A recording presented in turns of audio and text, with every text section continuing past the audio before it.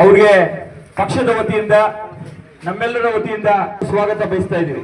ಅಣ್ಣ ದಯವಿಟ್ಟು ಈ ಭಾಗದ ಎಐಸಿಸಿ ಕಾರ್ಯದರ್ಶಿಗಳು ಹಾಗೂ ಉಸ್ತುವಾರಿಗಳಾದಂತಹ ಅಭಿಷೇಕ್ ದತ್ ಸಾಹೇಬರಿಗೆ ನಮ್ಮ ಮಂಜಣ್ಣ ಪರವಾಗಿ ಅಣ್ಣನ ಪರವಾಗಿ ಸ್ವಾಗತ ಬಯಸ್ತಾ ಇದ್ದೀವಿ.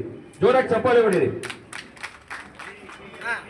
ಪಕ್ಷದ ವತಿಯಿಂದ ಅದೇ ರೀತಿ ಕರ್ನಾಟಕ ಪ್ರದೇಶ ಕಾಂಗ್ರೆಸ್ ಸಮಿತಿಯ ಅದೇ ರೀತಿ ನಮ್ಮ ಬ್ಲಾಕ್ ಕಾಂಗ್ರೆಸ್ನ ಅಧ್ಯಕ್ಷರಾದಂತ ನಮ್ಮ ಪಕ್ಷದ ಅಭ್ಯರ್ಥಿಯಾದಂತಹ ಆದಿನಾರಾಯಣನ್ ಅವರು ಕೂಡ ಈ ಕಾರ್ಯಕ್ರಮದಲ್ಲಿ ಸ್ವಾಗತ ಸುಸ್ವಾಗತ. ಅದೇ ರೀತಿ ನಮ್ಮ ಉತ್ತೂರು ಶ್ರೀನಣ್ಣ ಅವರು ಬಂದಿದ್ದಾರೆ, ಅವ್ರಿಗೂ ಸ್ವಾಗತ. ರಮೇಶ್ ಅವರು ಬಂದಿದ್ದಾರೆ, ಪ್ರತಿಯೊಬ್ಬರು ಕೂಡ ನಮ್ಮ ಆಲಂಗೂರು ಶಿವಣ್ಣ ಅವರು ಬಂದಿದ್ದಾರೆ, ಸ್ವಾಗತ ಸುಸ್ವಾಗತ ಬಯಸ್ತಾ ಅದೇ ರೀತಿ ಈ ಕಾರ್ಯಕ್ರಮದಲ್ಲಿ ನಮ್ಮ ಪಕ್ಷದ ಕಾರ್ಯಕರ್ತರು ನಾಯಕರು ಮಾಧ್ಯಮದ ಪಕ್ಷದ ವತಿಯಿಂದ ಸ್ವಾಗತ ಸುಸ್ವಾಗತ ಬಯಸ್ತಾ ಇದ್ದೀವಿ.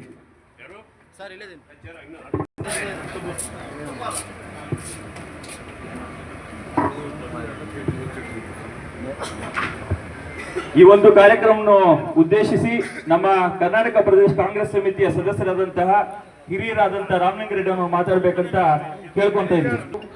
ನಮ್ಮ ನಾರಾಯಣ ಸ್ವಾಮಿ ಅವರು, ಜಿಲ್ಲಾ ಕಾಂಗ್ರೆಸ್ ಅಧ್ಯಕ್ಷರು, ಕೆಪಿಸಿಸಿ ಉಸ್ತುವಾರಿ ಅವರು, ಮುಖಂಡರೇ, ವೇದಿಕೆ ಸೇರ್ಪಡ್ತವ್ರೆ, ನಮ್ಮ ಕೋಲಾರ ಜಿಲ್ಲೆಯ ಉಸ್ತುವಾರಿಗಳು ಮತ್ತು ಕೆಪಿಸಿಸಿಯ ಉಪಾಧ್ಯಕ್ಷರಾದಂತಹ 2023 ಅಭ್ಯರ್ಥಿಗಳಾದಂತಹ ಶ್ರೀ ಆದಿನಾರಾಯಣ್ ಅವರೇ, ಮತ್ತೆ ನಮ್ಮ ಕೆಪಿಸಿಸಿಯ ಪ್ರಧಾನ ಕಾರ್ಯದರ್ಶಿಗಳಾದಂತಹ ಶ್ರೀ ವೆಂಕಟೇಶ್ ಅವರೇ, ಮುಳಬಾಗಿಲಿನ ಬ್ಲಾಕ್ ಕಾಂಗ್ರೆಸ್ ಅಧ್ಯಕ್ಷರಾದಂತಹ ನಮ್ಮ ಅಮಾನುಲ್ಲಾರವರೇ ಹಾಗೂ ನಮ್ಮ ಅವರಿಗೆ ಸ್ವಾಗತ ಮಾಡ್ತಾ ಇದ್ದೀವಿ.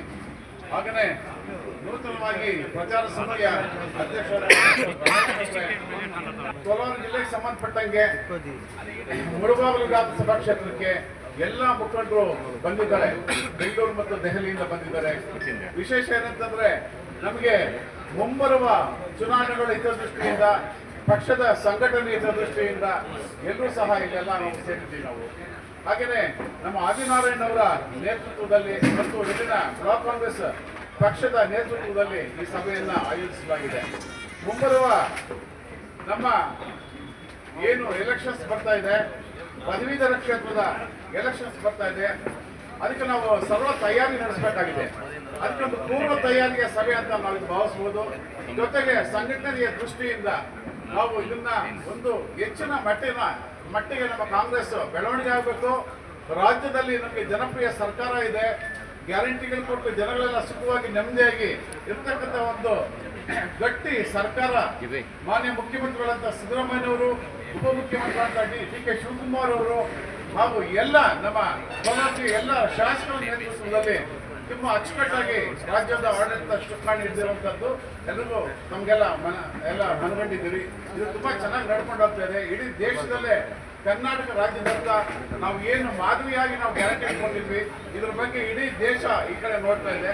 ಬೇರೆಯವರು ಸಹ ಈ ಮಾದರಿಯನ್ನು ಅನುಸರಿಸ್ತಾ ಇದ್ದಾರೆ ಅನ್ನೋದಕ್ಕೆ ನಿಜವಾಗ್ಲೂ ಒಂದು ದೊಡ್ಡ ಹೆಗ್ಗಳಿಕೆ ಅಂತ ನಾನು ಹೇಳೋದಕ್ಕೆ ಇಷ್ಟಪಡ್ತಾ ಇದ್ದೀನಿ.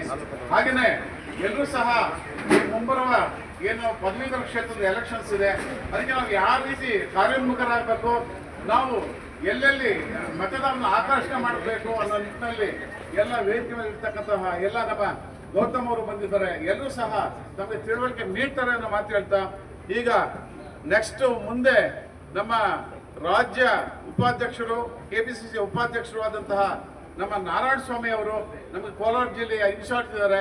ಅವರು ತುಂಬಾ ವರ್ಷಗಳಿಂದ ಸುಮಾರು 2023 ಎಲೆಕ್ಷನ್ಸ್ ಏನಿದೆ ಅದಕ್ಕೆ ಮೊದಲಿಂದಲೂ ಸಹ ಇಲ್ಲಿ ತುಂಬಾ ಚೆನ್ನಾಗಿ ಕೋಲಾರ ಜಿಲ್ಲೆಯಲ್ಲಿ ಕೆಲಸ ಮಾಡ್ಕೊಂಡು ಹೋಗ್ತಾ ಇದ್ದಾರೆ. ಈ ಪಕ್ಷ ಸಂಘಟನೆ ಇಲ್ಲಿ ಹೆಚ್ಚಿನ ಸಂಖ್ಯೆಯ ಸೀಟುಗಳು ಬರ್ಬೇಕಂತಂದ್ರೆ ಅವರು ಕಾರಣವನ್ನು ಮಾತಾಡ್ತಾ ಅವರು ಮುಂದಿನ ವಿಚಾರಗಳನ್ನ ಅವ್ರು ಹೇಳ್ಬೇಕು ಅಂತ ಹೇಳ್ಬಿಟ್ಟು ಅವ್ರಿಗೆ ನಾನು ಮೈಕನ್ನು ಹಸ್ತಾಂತರ ಮಾಡ್ತಾ ಇದ್ದೀನಿ. ನಮಸ್ಕಾರ.